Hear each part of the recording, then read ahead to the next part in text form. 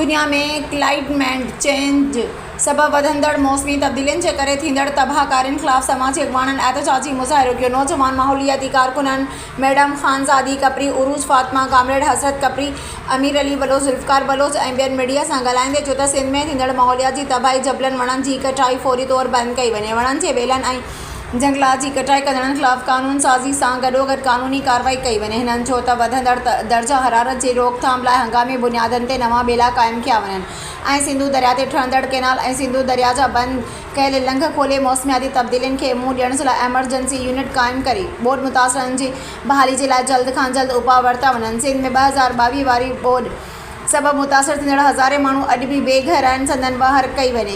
हिननि वधीक चयो त पाणी जा कुदरती लंघ बहाल कराया वञनि ऐं LBOD RBOD मनसूबा मुकमल कराया वञनि। ॿोॾियुनि ऐं ॾकारनि दौरान औरतूं ऐं ॿार तमामु घणो मुतासिर थियनि था। उन्हनि जे बचाव जे लाइ हुकूमती सतह ते क़दम खयां वञनि। जुडो रिपोर्टर असां जेको आहे सो जुड़े वे क्लाइमेट स्ट्राइक जे नाले सां असां पूरी सिंध में सॾु ॾिनो हुयोसीं। 8 नवंबर ते असां समूरी सिंध में क्लाइमेट स्ट्राइक कंदासीं। हिन सॾु ॾियण जो असांजो मक़सदु इहो आहे त तव्हांखे ख़बर आहे असां वटि हर साल ईंदड़ असां जेको मुख़्तलिफ़ डिज़ास्टरनि खे मुंहुं ॾियूं था। इन में सभ खां वॾो जेको आहे असरु आहे उहो क्लाइमेट चेंज जे करे। ऐं क्लाइमेट चेंज हींअर सिर्फ़ु सिंध जो या पाकिस्तान जो न बल्कि ग्लोबली सतह ते जेको आहे सो इशू आहिनि।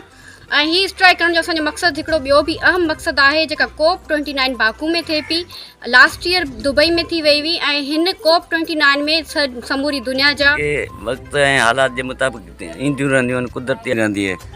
ऐं हींअर इहे जेके कैनाल ठहनि पिया उन सां वधीक सिंध खे नुक़सानु थींदो। बराए महिरबानी इहे कैनाल ठाहिण या सिंधु दरिया ते जेके इहे कब्ज़ा इहे बंदि कया वञनि ऐं ॿुलण मच्छी जो नसुलु जेको आहे सो तबाह थींदो पियो वञे, मुतासिर थींदो पियो वञे, उहो नसुलु बचायो वञे, उनजो शिकार बंदि कयो वञे।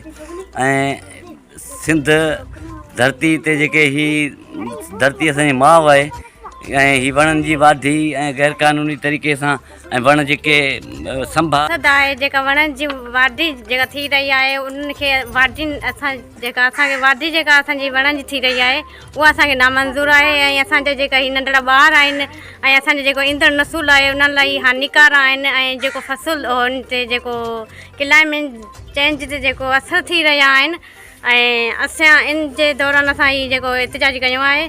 ऐं असांखे जेका आहिनि ही